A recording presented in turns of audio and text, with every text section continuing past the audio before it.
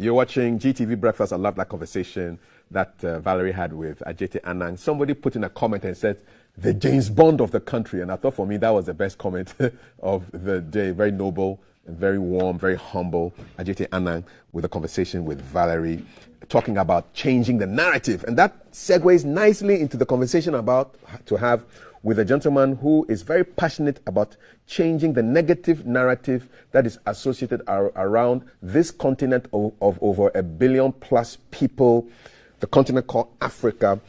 He is Africa's most influential YouTuber, but he also describes himself as that annoying village boy. WODE Maya is my guest. WODE Maya, ni hao. Ni hao, Kafi. How are you, man? I'm good. How about you? A day like my name. It's good to have you here. Why do you call yourself an annoying village boy?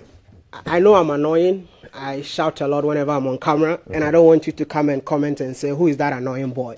So I need to just describe myself before you leave that as a comment. So, yeah, annoying village. Village, because I was born in a village. So I need to combine the two, because normally people, when they watch my video, they'll be like, why are you not wearing suits? Why are you not dressed up? Why are you wearing slippers? I was born in a village. In the village, we used to walk barefooted. This time, I've even made it. I'm wearing slippers. You should be happy. Are you wearing slippers today? I think so, but this is a bit of high-grade slippers. Make I see. Oh, you want to see, eh? Oh, come on. Yeah, I want to see now. No, should I come? Don't step out. No, it's okay. Like, this one is not even, you know, it looks good, right? This one is good. This one is an upgrade of a slippers. You don't mind when people say things no, that maybe... I feel like my mind makes me who I am, not what I wear. Okay. It's the brain that I have in here. Okay. Sometimes the things that I say, people don't even get it. But it's because of what I've read. So I feel like appearance doesn't matter. And I learned this lesson when I was based in China. Okay. I was invited by a billionaire to his factory. And the billionaire's son is my friend. We went to the factory. When we got there, the owner of the factory was standing in front of the gates, the entrance. We passed him. Went to the administrative. I saw people wearing suits. I started being nice to all of them. Hey, and I'm like, I thought the owner would be there. Now, the son told me that, you know what, we need to go see my dad. And I'm like, but the dad is not here? He said, no, you actually passed my dad. And the dad was wearing shorts, slippers, and a T-shirt. When I went back home, I'm a pastor's son, by the way. Okay. So I used to wear suits a lot. When I went back home, I had to pack all my suits and then decided to go with the flow. That encounter changed your mind? Exactly. And since then, since China days till now, I don't feel like wearing suits anymore. What took you to China? I went to China to study. I did aeronautical engineering, so 4 years, started working for 2 years, and I decided to quit and come back home. What does that qualify you to do if you have a degree in aeronautical engineering? So more like you can specify to be somebody who would design airplanes, or you also gonna do maintenance of an aircraft, which it's a course that you need to add to your aeronautical engineering. So it's more like you specify. Okay. So for me, when I was in school, we specify on the wings of an aircraft. So okay, so you can design aircraft wings. Just bring your aircraft to me. I'll design. Probably in future, I might revive Ghana's aviation industry. So if I give you a piece of paper and a pen, right, you can draw something for me? I can do that for you. Okay. Are you sure you are not going to take long on the show? See, I'm gonna for me. It's a quick sketch. A quick sketch, yeah. Yeah. So I'm gonna go with a flap, yeah. Okay. So this is an aircraft flap. Yeah. That's it. Okay. You see when draw. No, that's okay. That's a flap. That's a flap. Okay. What do you want? Okay. Get it more. I mean, this is the basic. No. I'm not giving you basic. So this is like an aircraft flap. Okay. You know what a flap is? Yes, I do. Thank you. Yeah. So that's all you need to know. So you specify on flaps. So aircraft. So this was your specialty. Yeah. The wing is big. Okay. So you need to know because like an airplane, right? Yeah, show it to me. Yeah. I'm gonna give you like an airplane. Yeah. Show it to the camera. Show it to my camera. Where are the cameras? It's right there. This one. So like this one. Oh, yes. Sorry. So the aircraft wing is huge, right? So we have people who specify on only the design of the flaps. Okay. And the people who are gonna take care of the other part of the wing. So you see a big plane. We have so many components. Okay. And different people work on a component. So one person cannot design a big plane. It's all based on your specification. So you are the flap guy. Flap guy. Why did you choose the flap? It's easy. You always want the easy way out. It's easier. So in case you're wondering, this is what it looks like. So this is and this is what makes the plane. When you're coming down, landing, that comes down. The flaps. When you're landing, it comes down. Exactly, Okay. It comes down. Then. Okay. So that's your design of an aircraft flap done right now in like 2 seconds by WODE. Yeah. He says he chose this because it makes it easy for him. So next time you're sitting on a plane going to Kumasi or Tamale, look outside, and then when the plane is landing, when the plane is landing, the things that come down, it reduces the speed of the aircraft. Okay. That's it. All right. And it's also sometimes it helps you take off and stuff. Did you always want to be a pilot, or you were forced to do that course? No, I mean I've always never wanted to be a pilot. I mean I chose aeronautics because my dad wanted me to be an engineer. The pastor? Yeah, I mean African parent, they always want to see you become a doctor, an engineer, and the rest. But along the journey, I had to respect my dad, right? But along the journey, that's when I discovered my passion. I mean, this is what I always preach. I'm not going to tell you be a school dropout. I'm going to tell you that focus on whatever your parent asks you to do. But along the journey, if you discover yourself, go for it. For me, I realized that I love talking. And being a guy who loves talking, I found out no one is paying me for talking. So I had to do research about how can people pay me for talk. So that is when my research led me to YouTube. So I decided to talk on YouTube so that at the end of the day, I'll get paid. Can you remember the first video you put on YouTube? Of course, I remember. What was that? It was more of, was not even a video. By the way, we were just going to a supermarket and then we decided to film because we were all bored on campus. And it was more of, the day Who Said Chia? Yes, Who Said Chia? Those days, yes. that was the time that video was viral. So we're just going out to say Who Said Chia, our version of Who Said Chia, and that video nobody actually watched it, by the way. So yeah, but that was my first video. But is it still in your archives? No, it's still there. How many views have you got now? I think it still have 1,000 views or something. Okay. Yeah. And then it built from there to now. Exactly. On YouTube, you have over 1.something million. 1.1 million subscribers on YouTube. Yep. What does that mean to you? For me, I think it's just numbers. It doesn't mean anything to me. I mean, people say he's the most famous guy. I don't care about the fame or anything. I care about impact. I mean, when you watch my video, what can you learn from it? Because of where I'm coming from. I cannot just come on the internet and just act anyhow I want. I always want my videos to carry a message. I'm glad you're saying this because 2 hours ago, my colleague Thelma was having a conversation with 2 female panelists, and they were talking about how women are not getting the great role models because all the people who are famous on the internet are half dressed and are cursing or proud about sleeping with some guy's boy or husband. I feel like people are miseducated when it comes to going viral on the internet. It's all about the impact you have in the society. That makes you who you are. Like as I sit here, I can just go to a place, promote the place, and people will be going there. And when people go there, that is fulfillment for me. You understand? It's not about being half naked on the internet. At the end of the day, it's just one day. I call that fast food.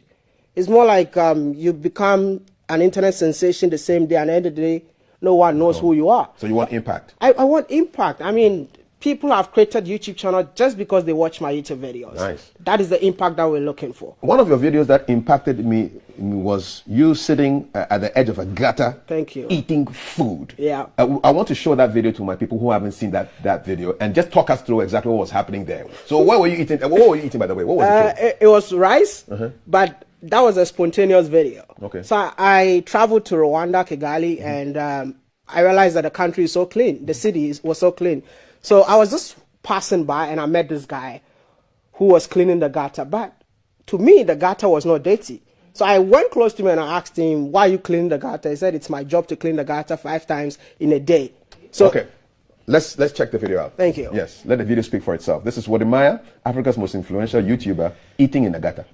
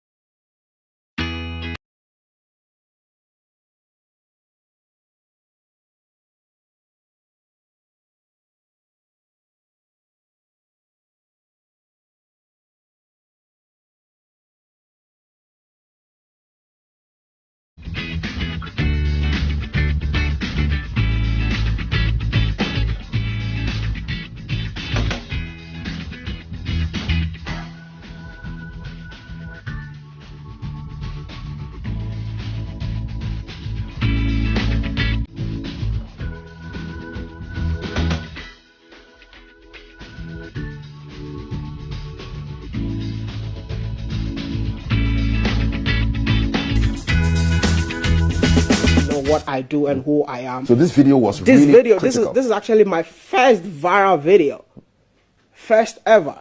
I mean, I went to one country, was in Namibia, and because of this video, I was able to get things for free. Like what kind of free things did you Because this video was literally a model to so many African countries. People were like, oh, look how Rwanda is this clean. So a lot of people saw it, but they didn't know the man behind it. So when they meet me, I start talking about myself, and they'll be like, oh, are you the guy who did that video? That's it. Be like, okay, come and do this for our country. That's all. So what's the mission?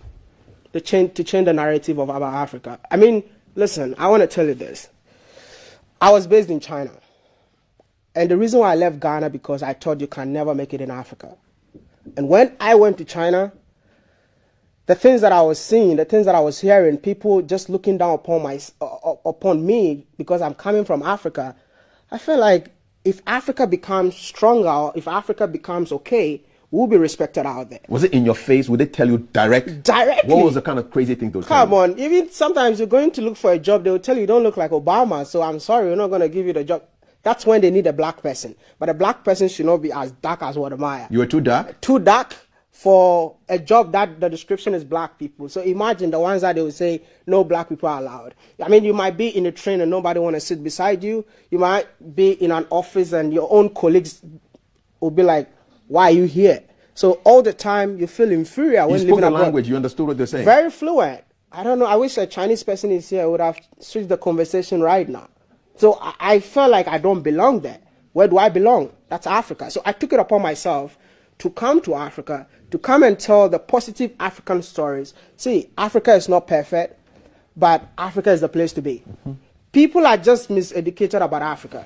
See, when I was coming to Africa, I came here with $100. I'm just going to tell you this. I came here, it's not one of those stories, because these days I've seen that every story that detail out there, people are saying that you're making it up. Like I told you, I collected loan that I had to pay back. How much? That's like over $5,000. But that is what? Buying tickets. I didn't get even $1 out of that money. With all the 5 countries that I wanted to go in Africa, it was on a loan. My Chinese friend, I think he came to Ghana to see my mom. After everything went well, I invited him to Africa, and he was amazed when the beauty that he saw in here. So I came here, I came with $100, lived my life, met people who have made it. They mentored me, and this is where we are right now. So it's possible, it's just that you're not meeting the right people on the ground. It's possible, but you're not meeting the right people on the ground. ground. You're not meeting the right people on the ground. So we have a lot of Chinese in Africa right now, wherever you go. Yeah. How do you feel about the Chinese presence in Africa? See, the Chinese presence in Africa, I would say that it's good for the continent, but there should be a mutual respect, which there is no mutual respect right now. It's more like coming to me to beg me for money, and then when I see you, you don't expect me to respect you because you're taking money from me. You understand? So this is the relationship between Africa and China. It could have been the best ever, but African leaders don't know how to bargain.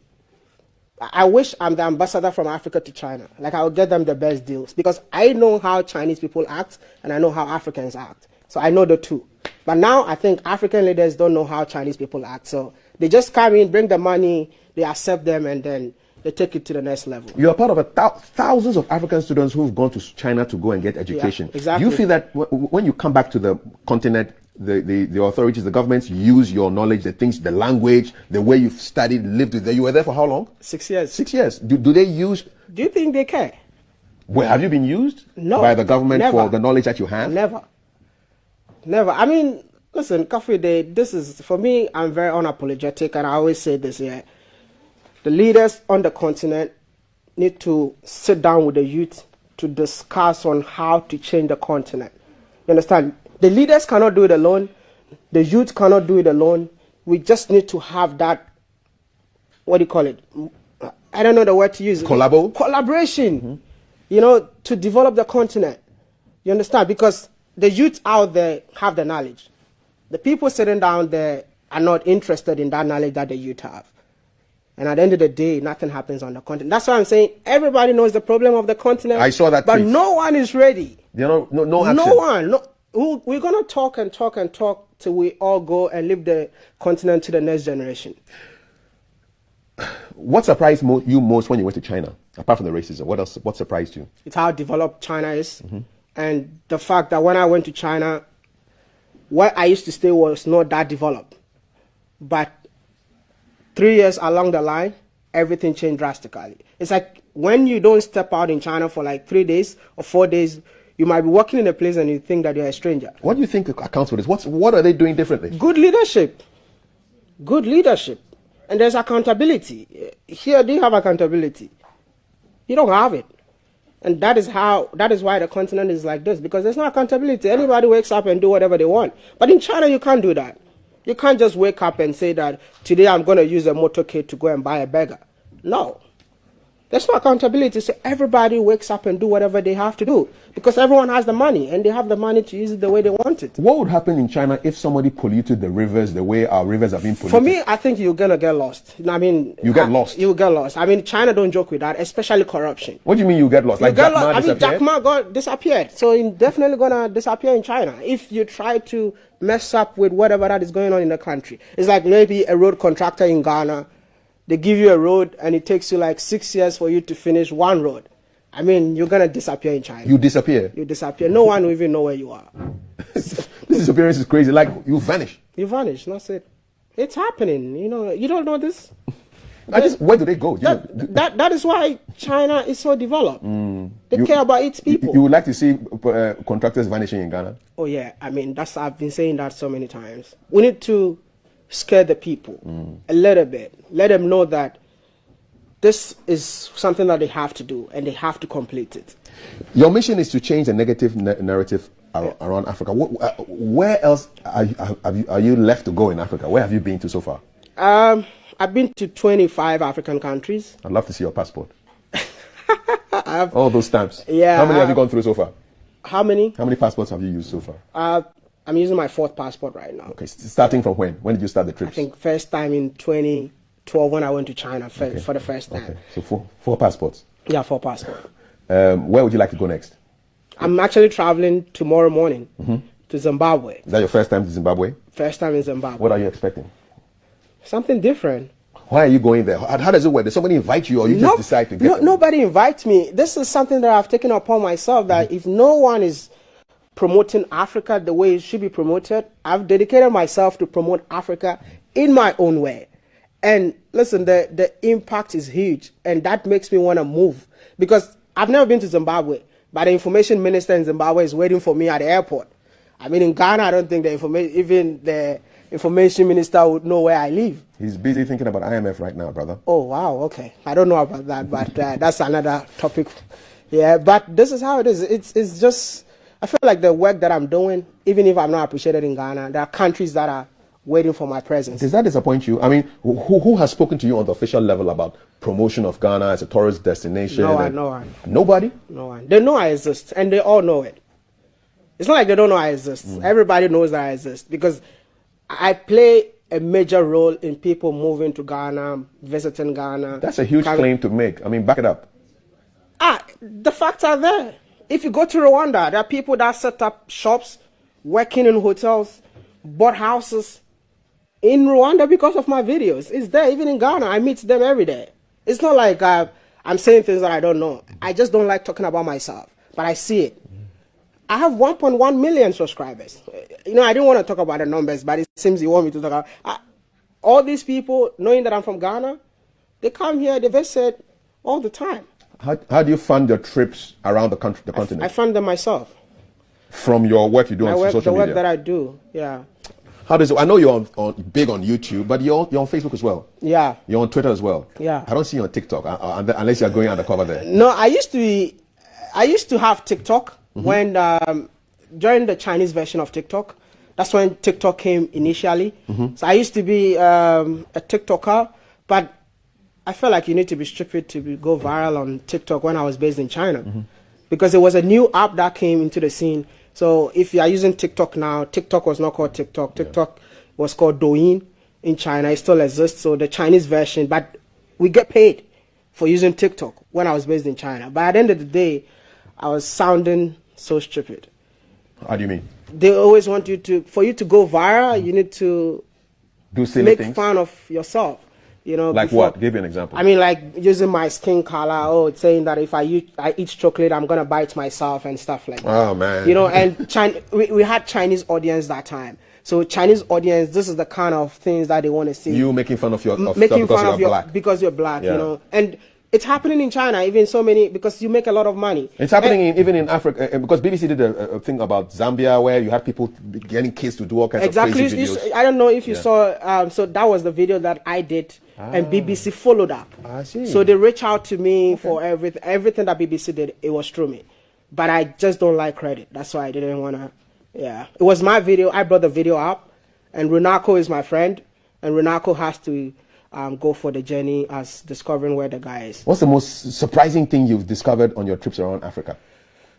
When I went to Namibia, meeting the Himba tribe, when I found that as a visitor, they have to honor you or give you a woman to satisfy you before you continue your day. Satisfy how? Yeah, sexually. Okay. Yeah. Did you No, not really, but it was shocking. Not really. No, not really. No, yes. It was It can't be not really, my brother. You know, they asked me and I'm like, nah. But it was shocking. They wanted to give you a woman. Yeah, so as soon as you visit them, they give you, maybe some of them have 2, 3 wives. So they'll give you one of them. Hey, this is my second wife.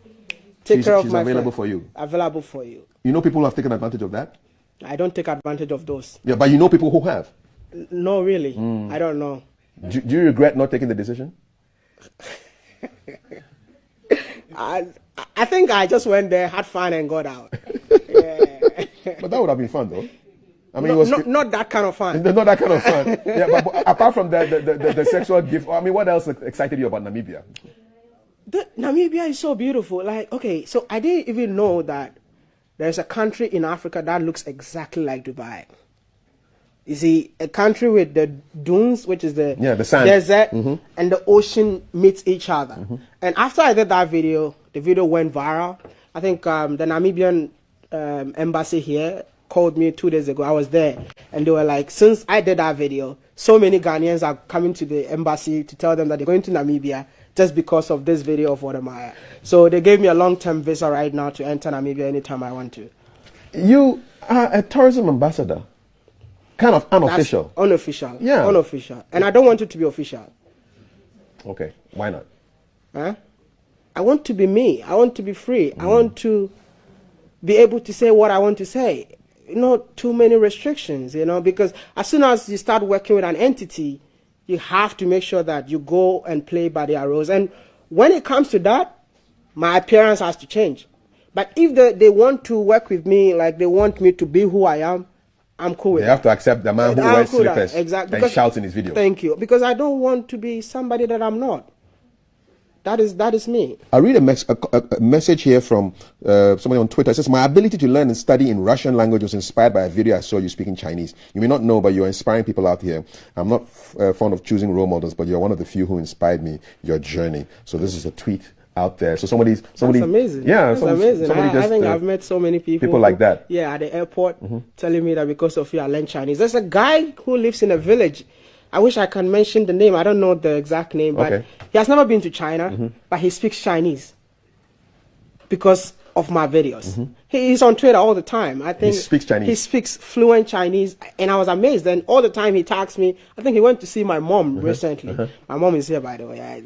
Shout out to mom. My mom is here. Yeah. So the guy went to see my mom in the village. So this guy speaks Chinese just because. And he learned it here. He learned it in Ghana just by watching my videos and being inspired to learn the language. Let's talk about your mom, though, because your mom is linked to how people call you. Exactly. I mean, I know you're Berthold. Yeah, Berthold. Yeah. Berthold is your name. Who calls you Berthold? My dad. Your dad calls you Berthold? My dad calls me Berthold. My mom used to call me Berthold, but I think my mom is now calling me Wodemaya.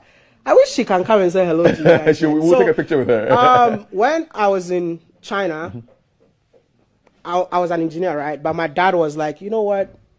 Don't do this. I mean, you cannot do this and stuff. And I spoke to my mom on phone, and my mom told me that, you know what, do what you do. But on a low key, I'm going to convince your dad. Okay, so she's going to do the groundwork for you. So my mom did all the background work. 2 weeks later, my dad called me and said, okay, I accept the fact that you want to be a YouTuber. So My name used to be Ghana Baby. Yes, Then because you are that on Instagram. Thank you. Yes. So I changed the YouTube brand from Ghana Baby to WODE.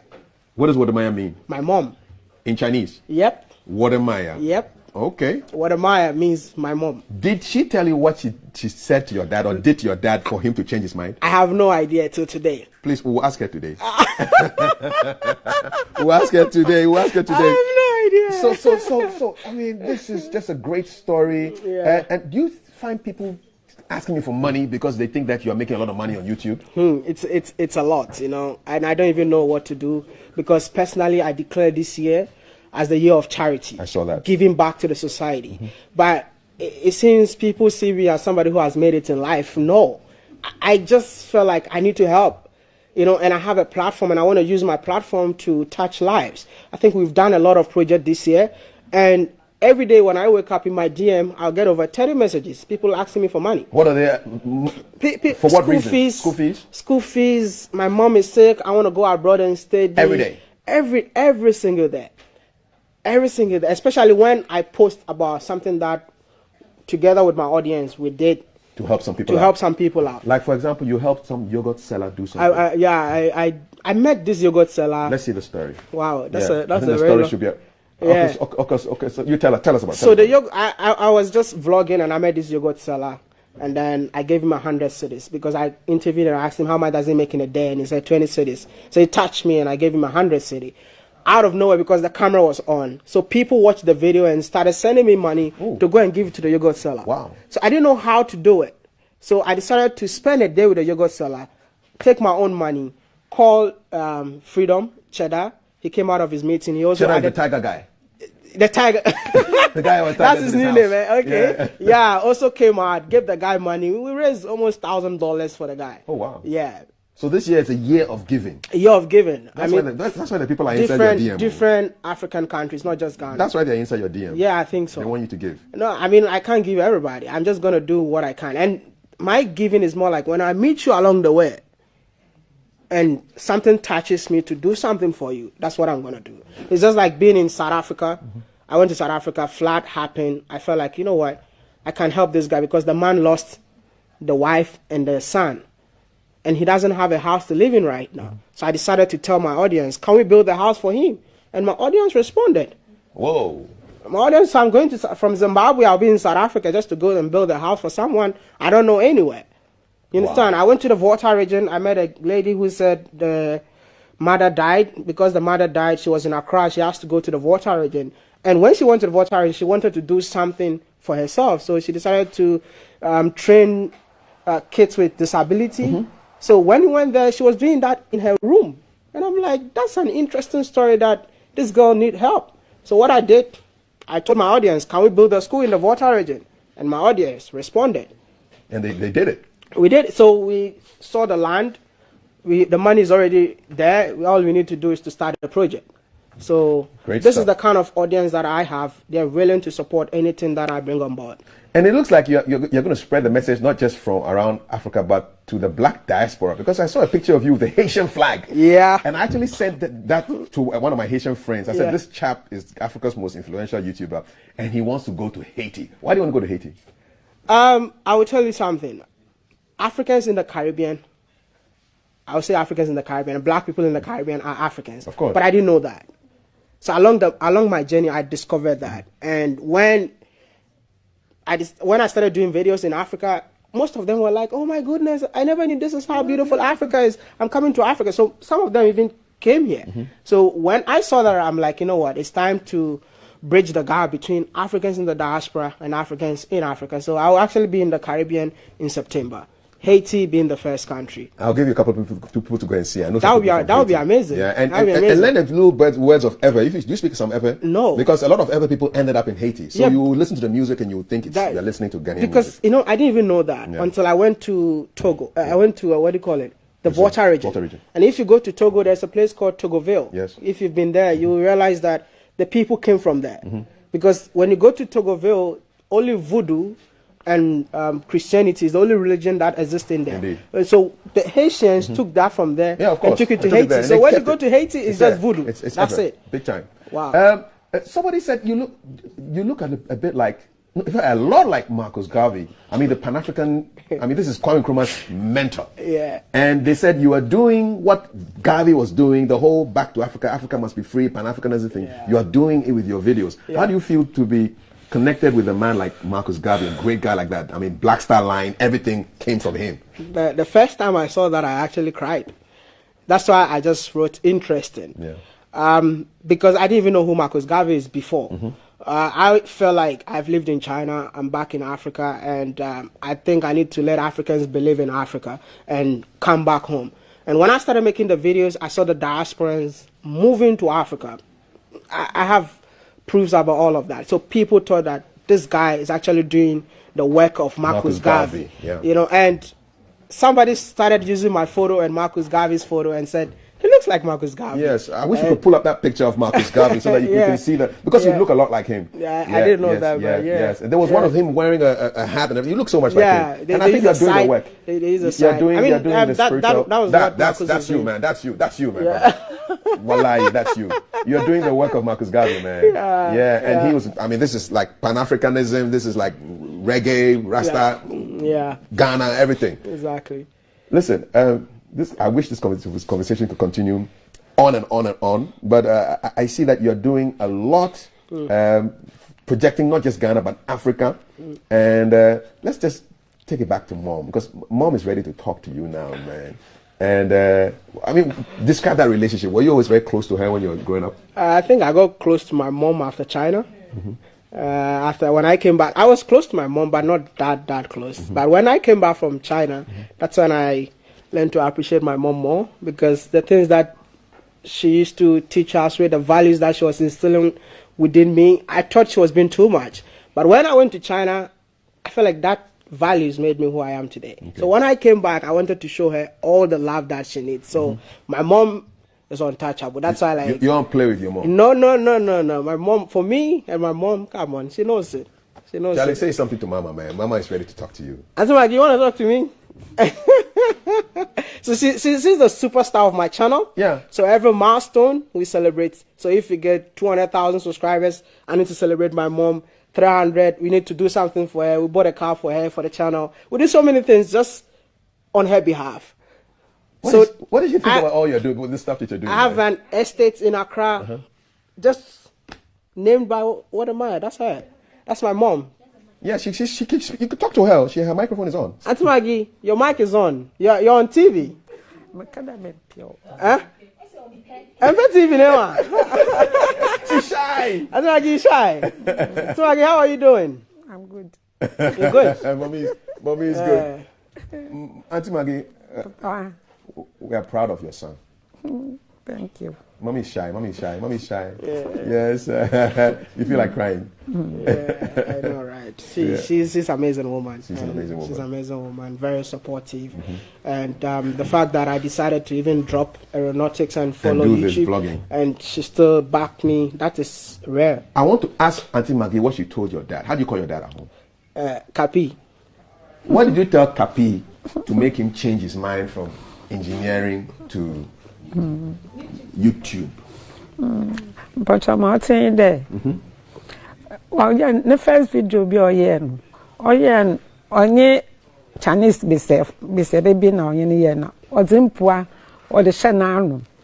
And I also ornamensa na nensuna or botronum. No, no, or be free. Catch them there. Monshada, I'm a banner, na papa no suhuni. Nefi de no bufu kra da wan fa na nko school there onye mesafo onkida agor on fa odeka no da hye bese nenu ane papa no bufu kra na me so ye bia na frema ntane do onje me monka na onya beta na onye nkasa dis onye na kasa e bia damendama na ore no be kire no muma no so watase ntefi no na akuma bofom ma. So what did she tell him? For those who don't speak fancy. Oh, okay. So what my mom said was, I did 2 videos in China where I was drinking water, but it's in a glass of an alcohol. So you might think I'm drinking alcohol. Yeah. And being a pastor's son, a lot of people know your dad, you're drinking alcohol on camera. So I think my dad got mad because somebody told my dad that we saw your son drinking alcohol at this place, and I think that resulted in the anger of my dad when he called me and told me not to do YouTube videos again. Yeah. You know, you're the first person to get this story on camera. Thank you very much. Eh? We're happy first to have person. it. No, Yeah. you're amazing, man. Thank you very much. You're great. You're a legend. You're amazing. You're a legend. You're first person. So she told him something. Yeah, definitely, definitely. My mom called me and said, but I want to say something. When my mom called me to tell me that now you can do what you're doing, I called my dad. My dad says one thing: you speak Chinese. Why are you acting this way? Whilst you can have impact with the language that you're speaking. So you know what I want you to do? If you really want to do this, use your Chinese that you speak to convince Chinese people that Africa is beautiful. Wonderful. When I was doing videos, my videos were not even going viral. But after that advice from my dad, I took it and my channel blew up. So your dad has a role to play in this? No. I always say 100%. I always say it So it was just exactly. Yeah, mommy had to enter. Even whatever I'm doing right now, I'll say it's my dad's idea. Whatever I'm doing right now, it's my dad's idea. How does he feel about you now? It's rather unfortunate that he's no more right now. How did he feel about you? He was so proud. I think I did my first video, a video that I did when I talked about China taking advantage of Africa. It was my dad who gave me the car to go and do that video. And my dad never called me Ghana baby before. But that day, my dad called me Ghana baby. Nice one. So he gave me all his blessings before he passed on. Yeah. I understand there's a particular hymn that has a lot of, that means a lot to you. Yeah. Will your anchor hold? Yep. In the storms of life? Yep. What's the connection? I mean, we're coming from a home like a very Christian background. And my dad, when things becomes tough in the house, he will sing, we have an anchor that keeps the soul. For us to know that whatever is happening to us, it's just temporal. It's not permanent. So that was his favorite song, always singing that song to us. So we're all singing a song together. And when things get better, he will say, Danasi, Danasi. Oh da, oh nyame, so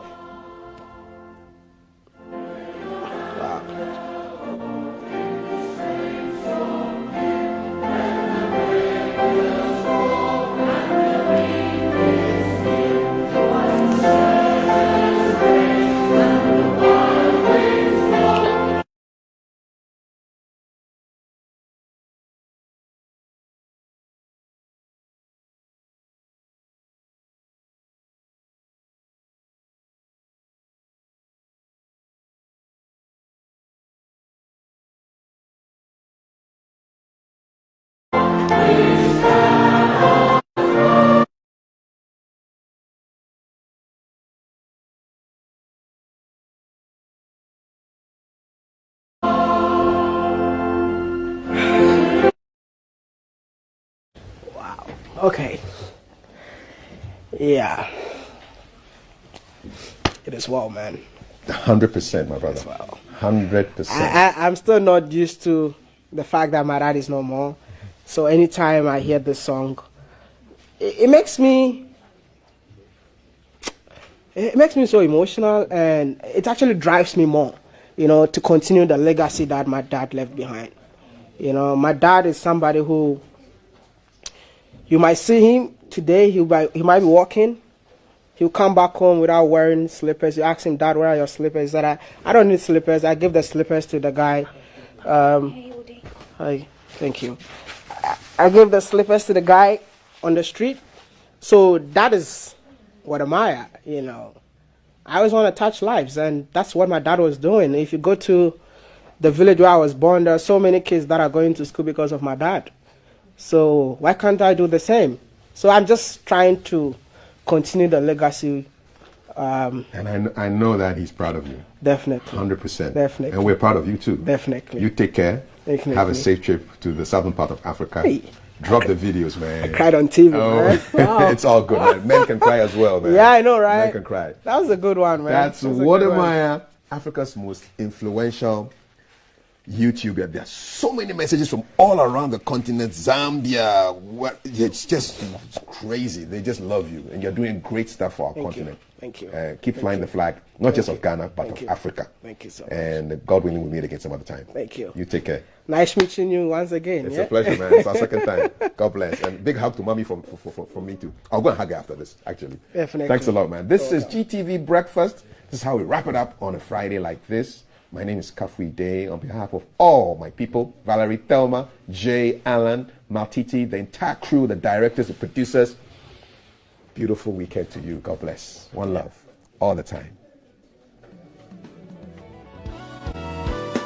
When you looking at me, please don't stop. I'm a demand that you need ASAP. I'm a give you what you need, please stop.